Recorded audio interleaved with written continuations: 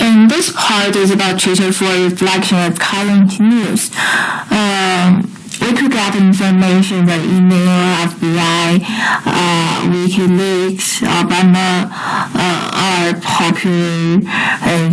popular terms in the current news. Some terms were popular prior to the election but then become relatively obscure post-elections.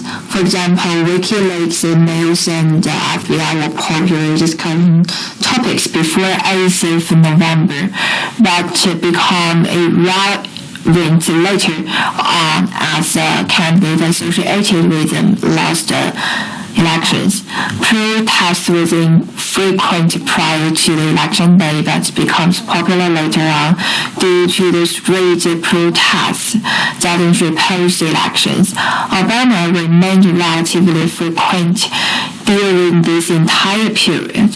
This was due to President Obama's presence in the news for campaigning before elections and helping president election in transition post-elections. Occurs that has its own reason, reason why it occurs at that time. And it also could reflect some attitudes of the citizens of the Twitter users at that time. How they could be reflected by the events of that period. In this table is sentiment analysis of average sentiment of candidate tweets.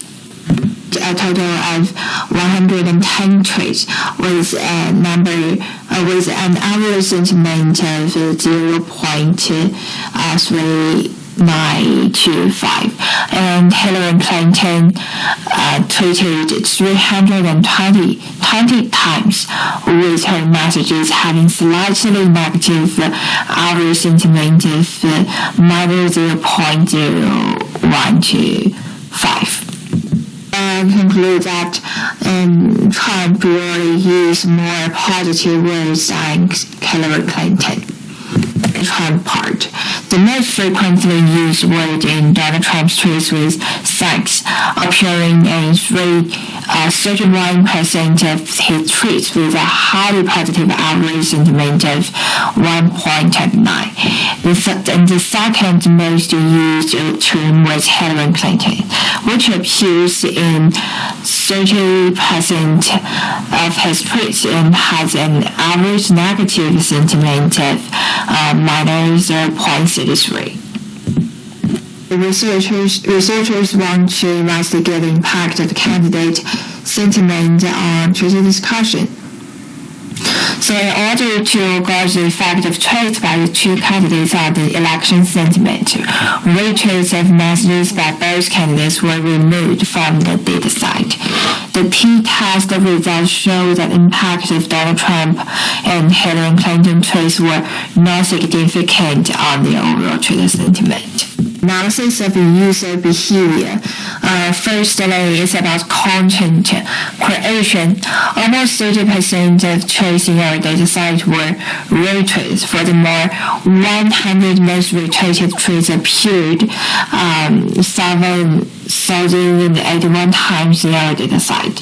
This behavior of high retweets was present among all user groups regardless of the number of followers they had or the frequency with which they tweeted.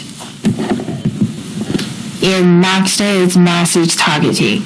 Few tweets were targeted to other users directly, and this low one-to-one interaction with other users was significantly less for users who had a large number of followers.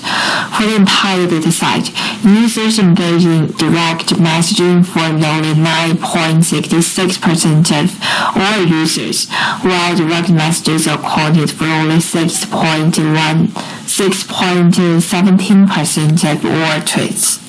I love this paper.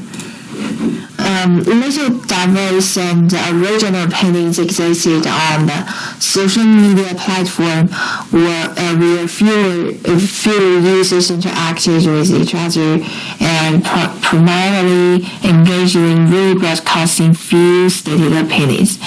And Donald Trump had a more positive campaign message than Hillary Clinton. He used more positive words and created a positive sentiment around his campaign. But there is little evidence supporting that this message had a significant impact on overall sentiment of the political discourse taking place on Twitter. Most useful information this paper provided us. I think there are two things we could remember from this paper.